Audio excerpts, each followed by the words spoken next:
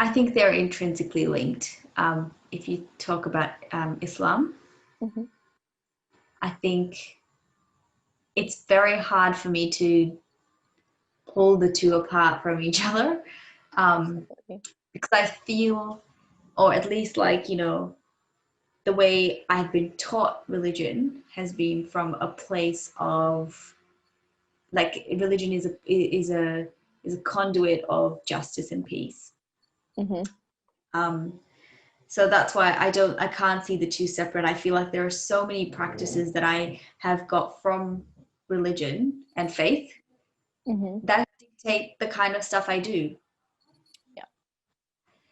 Um, so I think, yeah, it's really hard to disconnect advocacy and Islam. And I think that's because, and I like how I said it to you, actually, I think we're custodians of justice and peace. And Mm-hmm. by the mere fact that we might call ourselves practicing Muslims, or that we, um, that we associate with Islam, by that fact, we then become people who should be standing up, speaking up for Absolutely. justice and for Mm-hmm. peace. And it doesn't have to be only in our communities. That's, I think, another important one, Yes. is that it can be happening outside of the Muslim community, and it's still oppression, it's still injustice, and it still Yeah. matters.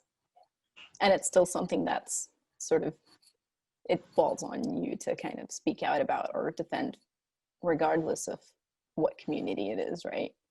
Yeah, That's a really yeah, good I point. think so. But I think for someone who is experiencing injustice and oppression, and then often you become an advocate because you experience something and then you're like, I don't like this, or this is Yes. not right. I think it is a test as well. It is a test of um, endurance, if you want to say, if that's the word. And it is a test to see, um, trying to think of the right words.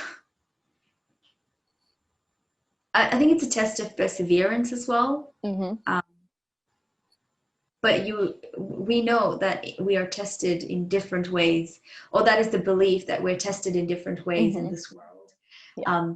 And to experience depression is a test as well, but a test that you can Yes. absolutely go through, because I don't think if you have faith in God, that God just leaves you when you're in a difficult place. Yeah. That's absolutely, yeah.